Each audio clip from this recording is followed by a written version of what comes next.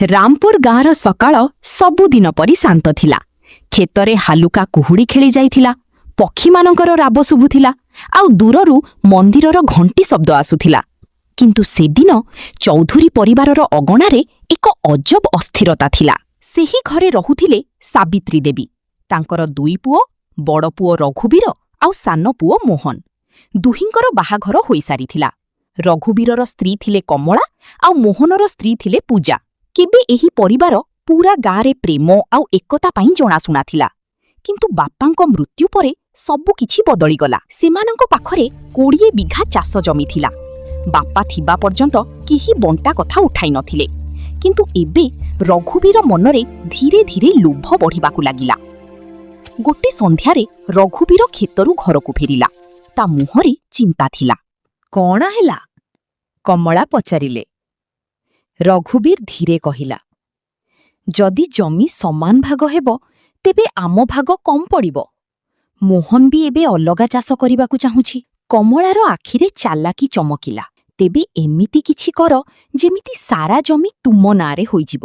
ରଘୁବୀର ଚୁପ୍ ରହିଲା। କିନ୍ତୁ ସେଇ ରାତିରେ ତା ମୁଣ୍ଡରେ ଏକ ଖତରନାକ ଯୋଜନା ଜନ୍ମ ନେଇ ସାରିଥିଲା। ପରଦିନ ସେ ମୋହନକୁ ଡାକିଲା। ଛୋଟେ, ଗାଁରେ ନୂଆ ସରକାରୀ ନିୟମ ଆସିଛି। ଜମି କାଗଜ ଅପଡେଟ୍ କରିବାକୁ ପଡ଼ିବ। ଚାଲ, ତହସିଲ ଯିବା। ମୋହନ ସରଳ ଥିଲା। ତାର ବଡ଼ ଭାଇ ଉପରେ ପୂରା ବିଶ୍ୱାସ ଥିଲା। ଦୁହେଁ ତହସିଲ ପହଞ୍ଚିଲେ। ରଘୁବୀର ପୂର୍ବରୁ ହିଁ ଜଣେ ଦଲାଲ ସହ ଭେଟି ସାରିଥିଲା।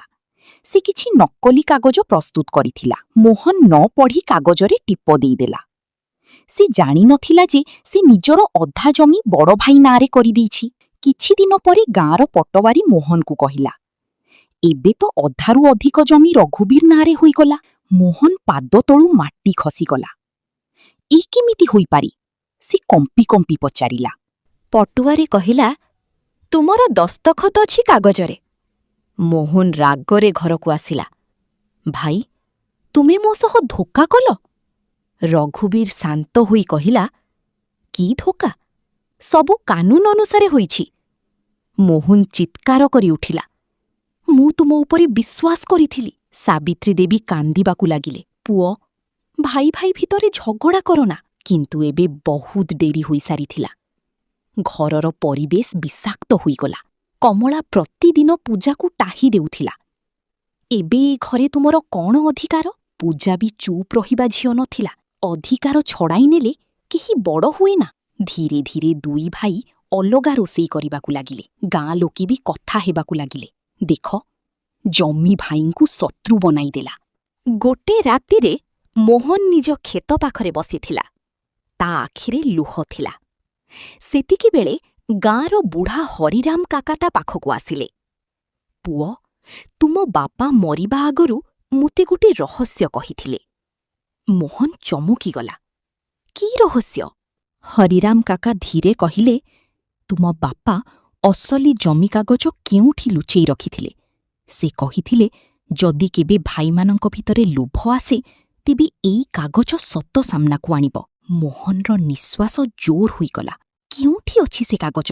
ହରିରାମ କାକା କହିଲେ, ମୁଁ ଖାଲି ଏତିକି ଜାଣିଛି ସେ ଘରର ପୁରୁଣା କୋଠରୀରେ ଲୁଚିଛି।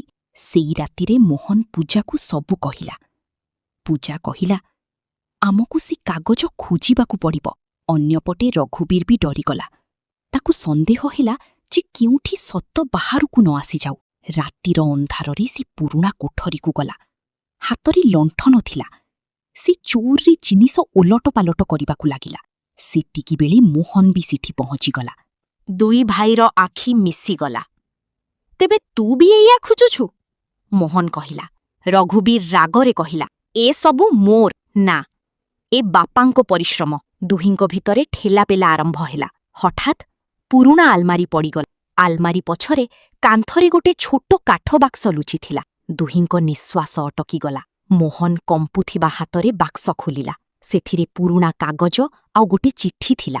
ସାବିତ୍ରୀ ଦେବୀ ବି ସେଠି ପହଞ୍ଚିଗଲେ। ମୋହନ ଚିଠି ପଢ଼ିବାକୁ ଲାଗିଲା। ମୋ ପୁଅମାନେ, ଯଦି ତୁମେ ଏଇ ଚିଠି ପଢ଼ୁଛ ତେବେ ବୁଝିଯାଅ, ମୋ ପରେ ଏ ଘର ଭାଙ୍ଗିବାକୁ ଲାଗିଛି। ମନେ ରଖ, ଜମି ମଣିଷକୁ ଖାଦ୍ୟ ଦିଏ, କିନ୍ତୁ ଲୋଭ ମାନବିକତାକୁ ଖାଇଯାଏ। ମୁଁ ଜମି ଦୁଇ ପୁଅଙ୍କ ମଧ୍ୟରେ ସମାନ ଭାଗ କରିଛି। ଯିଏ ବି ଧୋକା କରିବ ସେ କେବେ ସୁଖୀ ହେବ ନାହିଁ।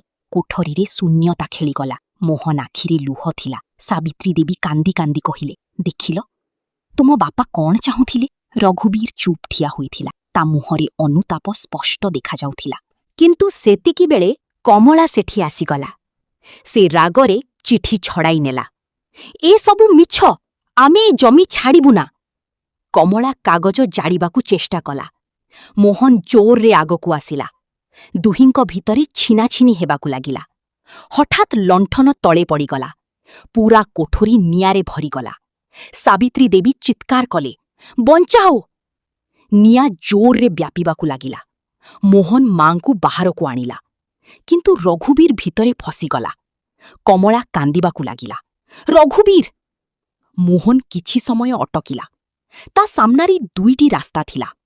ଗୋଟେ, ନିଜ ଭାଇକୁ ସେଇ ନିଆଁରେ ମରିବାକୁ ଦେବା, ନା ନିଜ ଜୀବନ ବିପଦରେ ପକାଇ ତାକୁ ବଞ୍ଚାଇବା। ଗାଁ ଲୋକେ ବାହାରେ ଏକାଠି ହୋଇସାରିଥିଲେ। ସମସ୍ତଙ୍କ ନିଶ୍ୱାସ ଅଟକି ଯାଇଥିଲା। ମୋହନ ହଠାତ୍ ନିଆଁ ଭିତରକୁ ଡେଇଁ ପଡ଼ିଲା। କିଛି ସମୟ ପରେ ସେ ରଘୁବୀରକୁ ସାହାରା ଦେଇ ବାହାରକୁ ଆଣିଲା। ରଘୁବୀର ବହୁତ ଆଘାତ ପାଇଥିଲା। ତା ଆଖିରୁ ଲୁହ ବହୁଥିଲା। ମତେ କ୍ଷମା କରିଦେ ଛୋଟେ, ମୁଁ ଲୋଭରେ ପଡ଼ି ସବୁ ନଷ୍ଟ କରିଦେଲି।